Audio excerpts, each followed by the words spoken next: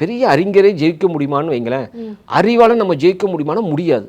ஏன்னா ஒரு அண்டத்தை ஒரு சயின்டிஸ்டே எடுத்துக்கிடுவோம், அந்த அண்டத்தினுடைய நான் முழுமையும் பார்த்துட்டேன்னு சொல்லி திரும்புறதுக்குள்ள அண்டம் விரிதான். அப்போது அண்டம் விரிந்து கொண்டே போயிருங்கிற உண்மையை நீங்கள் திரு அகவலில் பார்க்கலாம். ஒரு மகான் ரொம்ப ஒரு அருமையான மகான், ஒரு அற்புதமாக இருக்குது. அவர் மருத்துவத்துறையில் பார்க்கலாம், கல்வெட்டு ஆராய்ச்சியாளர், முதல் கல்வெட்டு ஆராய்ச்சியாளரை பார்க்கலாம். இப்படி வரும்பொழுது அந்த ஒரு இடம் அந்த அதிசயிக்கிறதுனால அவர் என்ன செஞ்சாராம், அப்படியே கொண்டாங்க, அப்படியே ஒரு நாட்டு சக்கரை எடுத்து கொஞ்சம் வாயில் போட்டு கொஞ்சம் வெந்நீர் கொஞ்சம் எடுத்து குடிச்சதா சொல்லுவாங்க. அப்போ முழுமையாக கடவுளுடைய அருள் அதுக்காக இறங்கும் பொழுது பசியே வராதுங்கிறது தான் உண்மை. எனக்கு பசியே வரலைங்கிறதுக்காக அங்கே உலகில் இருக்கிறவங்க துன்பப்பட விட முடியுமா?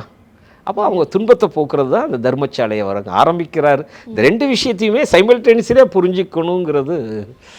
சில நேரம்லாம் நான் அந்த வரலாறுக்காக நான் சில விஷயங்களை தேடி வரும்பொழுது பார்த்தீங்கன்னா ஆச்சரியவே படுவீங்க. ஒரு 2-3 நாள் நான் அவ்வளோவா பசியே இருக்காது. இன்னும் வெளியே சொல்லக்கூடாது. 4 நாள் குளிக்காமலே இருந்தேன். அதே இதில் நான் தொடர்ந்து இருந்தேன். அதே மாதிரி பார்த்தீங்கன்னா ஒரு அன்பு அதிகமாக வந்ததுன்னு வைங்களேன். இப்போ என்னுடைய சகோதரிக்கு திருமணம் நடந்தது.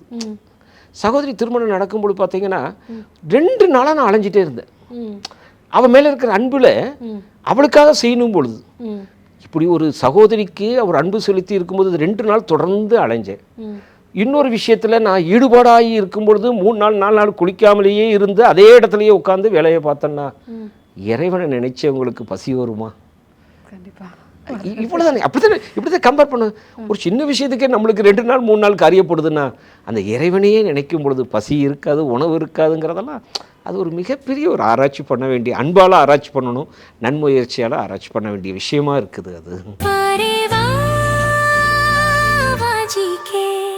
Dr. Srivarma's Magicare, his wellness for her happiness. ஆரோக்கியம் தரும் மருத்துவர்கள் டாக்டர் ஸ்ரீவர்மாஸ். அழகும் ஆரோக்கியமும்.